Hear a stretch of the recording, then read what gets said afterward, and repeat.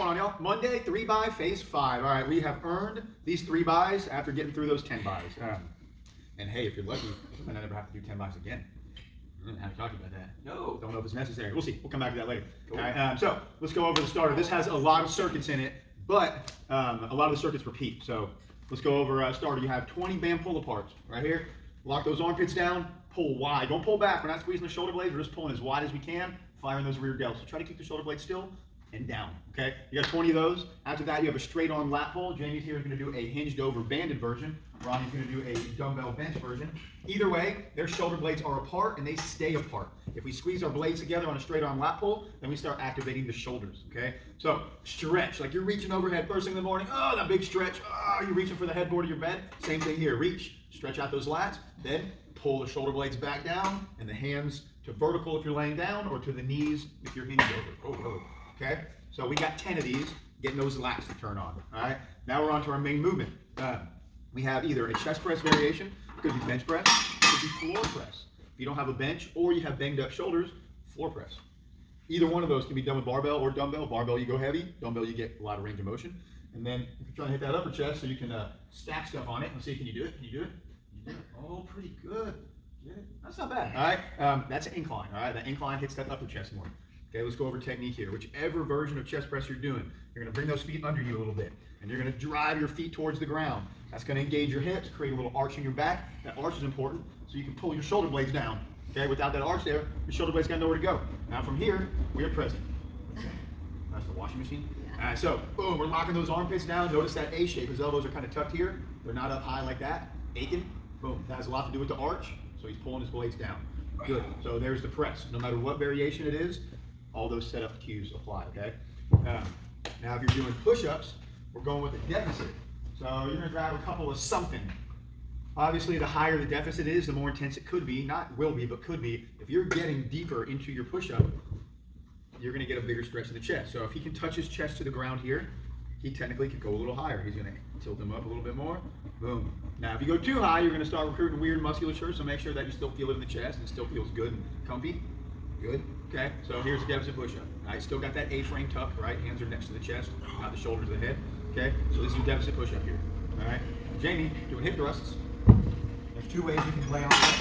You can lay perpendicular like Ronnie did for the for the straight arm lat pullovers, or we can turn it into the decline. We'll show you that in a second. So this is a setup here. So you got her feet about hip to shoulder width apart, 90-degree angles here. She got her abs down tight. Because her abs are tight, when she lowers her hip, her whole body's gonna rock forward, and she's gonna drive back with her legs and squeeze with her glutes, okay? Now, if you feel your quads too much, it's because your feet are too far under you, bring your weight under you. If you feel your quads, your feet are under you. If you feel the other way, too far out. If you feel your hamstrings and low back, it's because your feet are out. So you gotta pull those feet under so they're directly below the knees, get the best leverage, most glute, okay? Play with the width of your stance. Wide stance doesn't always mean more glute. We like to think it does. Sometimes a narrower stance gets the glute a little better. Okay, now she could also turn this. We like to do it this way in the gym. Most people prefer this way because you can just sit on the ground and rock back into position, all right? Because you're closer to the floor, it's easier setup, okay?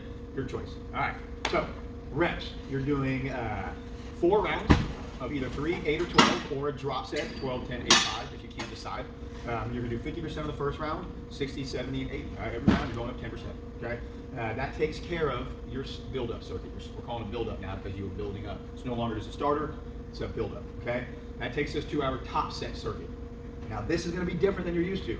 We will have our 3 top set rounds. Is that for me? No. Oh, he's over here signing. I thought he was talking to me. We have 3 top set rounds, but each round we've broken up by a 5-minute conditioner, if you will. Okay, they're not going to be all 3 rounds in a row, right? You're going to have time to recover your main exercise for about 5 minutes. Okay, so let's talk about this. First top set is going to be chest press variation, or deficit push-up, or hip thrust. Okay, it's going to be your 3, 8, or 12 reps at 90% effort. Okay, so when you finish one set of that, you will fill the rest of the time with alternating sumo rows. So we're going to show you a few options here. Ronnie's got dumbbells. Right? Jamie's got band. So you can stand on the band, but if you got somewhere to hook your band up down low, like Jamie does, you're gonna get a good wide stance. That's a gorilla row. Come up just a little bit. There you go. So what he was doing was a gorilla row. He was resting one weight on the ground. We're not doing gorilla rows here. We're just doing a wide stance sumo row, and we're alternating. Chubby, chubby, chubby. Okay? You are here as many reps as you can get till the end of the whistle. Okay? but we're only doing one set of this, all right? You're doing one 90% set of your chest press, deficit push-up, or hip thrust, and then max reps on your sumo rows, alternating sumo rows. We have 3 minutes, and then we're taking a long break from that, okay? We're done for now, okay? Now we're going to the next circuit. This is circuit 3. This will be a 5-minute AMRAP, well, sort of AMRAP. You're shooting for 100 VOs, okay? So let's go over what a VO is first. So he's gonna lay on the ground.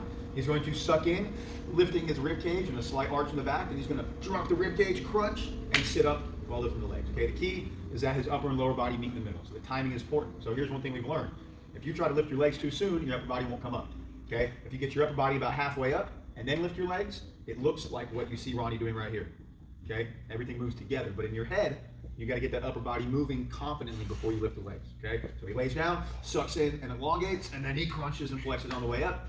Every time you take a break on the way to your 100, you have to do 30 back flies. So Jamie's gonna show banded back flies, Ronnie's gonna show dumbbell back flies. Oh, good weight choice. All right, so on a back fly, I'm gonna let them stare at your butt a little bit more. Right there, not all the way, come on, get out of here. All right, so look at his shoulder blades here, come up a little higher so you can see. So I'm gonna have him go a little bit higher of an angle so you can see his blades are pulling all the way apart and all the way together. And Jamie's doing the same thing, okay? That's it. So blades gotta stretch apart when the hands come together, and then squeeze together when the hands come apart. It's a lot like, ooh, like flapping your wings, okay? Another way to look at it is you're trying to touch your elbows together behind your back. Okay, so 30 of those. When you're done with those 30, you can go back to your VOs, okay? You're there for 5 minutes. See how close you can get. Now, next circuit, circuit 4, is the same as circuit 3, right? Circuit 2, sorry. The same as circuit 2. That's the one right after 1. So we're gonna do circuit 2 again. We're gonna do your one set at 90% effort of your main exercise, and then alternating sumo rows till the whistle, okay? 4 is done. It's that easy. All right, circuit 5.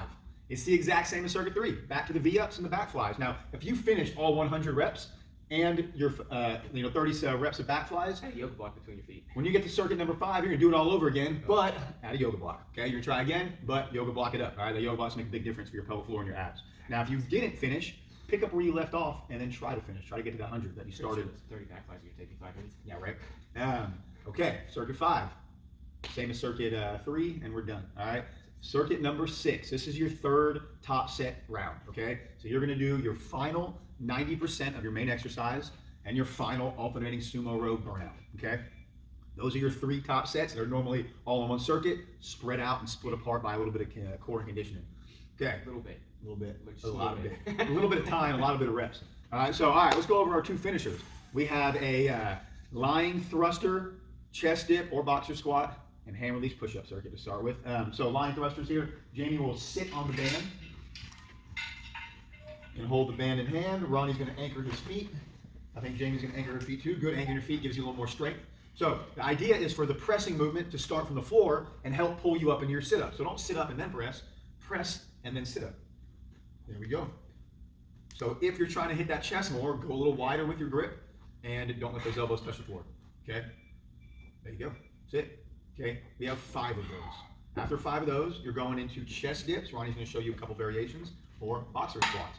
Boxer squats can be done with a band, with a dumbbell. Grab a 20, right here. So let's go over chest dips real quick.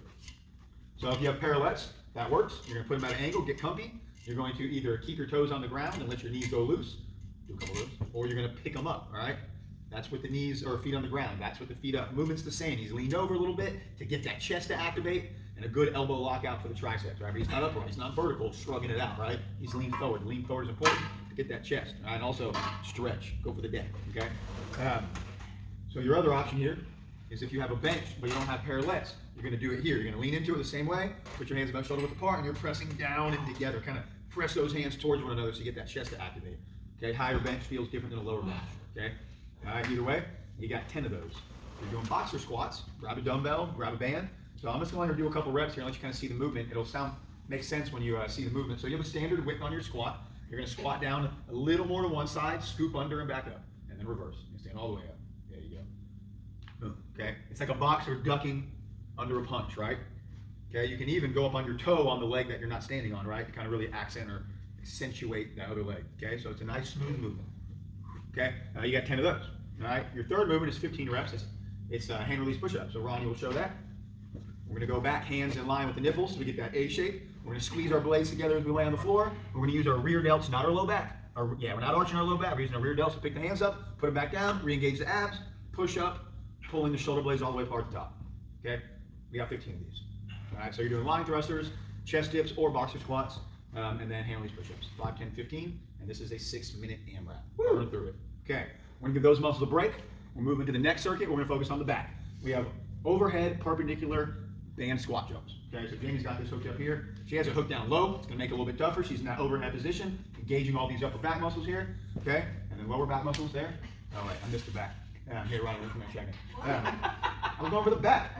All right, so she's going to squat down, keeping that overhead position, and jump up. Absorb that landing. Was a good idea. What is that? I knew the bus idea was a good idea. No. Okay, now if you want to make that harder, you're going to scoot back more. Okay, the further away you scoot, the harder it gets. If you want more back and less legs, move that band up a little bit, right? So it's not pulling you down, it's just pulling you forward through that upper back. Okay, either way, you got 5 good reps there. And then we're on to plank crossovers. So dumbbell, kettlebell, whatever. Put it on one side of your body while you're holding a hand plank. Reach under and grab it. Move it to the other side, and then switch it back. Okay, that's it. It's that simple. Being as solid and strong as possible while you do it. Now, and this can be anything. If you only have a plate, grab a plate and slide the plate over, right? You can slide it, right? If that's all you got. The idea is reaching across and moving it to the other side, fighting that rotation with your core. Now, the banded version, slide this way one more. There you go. Banded version, you're gonna do all your reps on one side. So she has the band hooked up over there, and she's basically doing a back fly or a shoulder raise, if you will. Okay, but same idea. The more tension she gets, so on this one, I'm gonna have her scoot towards y'all. She's gonna scoot out more, getting more tension, and that's gonna force a rotation when she reaches under and then back, right? So that extra movement pulls her under and creates a lot more core activation, okay? So you got 10 of those total, 5 per side. Now, if it's not a heavy enough band, then fine, go 10 per side. Okay, now we're on to the final movement. This is inverted row variation. So we're gonna show you a few different versions here. Jamie's gonna set the big band up. So we learned that this works if you have a heavy enough band, like a blast strap. So you can grab those. Ronnie's gonna go underneath the barbell. Okay, and they are both gonna lean back as far as they can handle and do rows. So there you go, stay. Very slow. Yeah, slow down, slow down, slow down. Now the nice thing about the band is if you're someone that moves real fast and doesn't get a lot of activation, this will force you to go slow, okay? Nice and slow. It'll force a lot of core activation, give you an intensity without a lot of strain, if you will. Okay, Ronnie on the barbell, elevate those feet on a bench if you can. All right, now Jamie's gonna go to blast straps, and Ronnie's gonna go to the floor, okay? So this is the same thing Jamie was just doing on the band, but with blast straps. Ronnie's gonna go with an inverted elbow row. So same thing goes for Jamie. She's gonna squeeze her blades and pull her hands to her body. Ronnie has yoga blocks. Oh, from the butt, huh? So Ronnie is sitting on his butt, squeezing his blades. Yeah, lame. Okay, now he's gonna straighten his legs out. I had my hips up. There you go.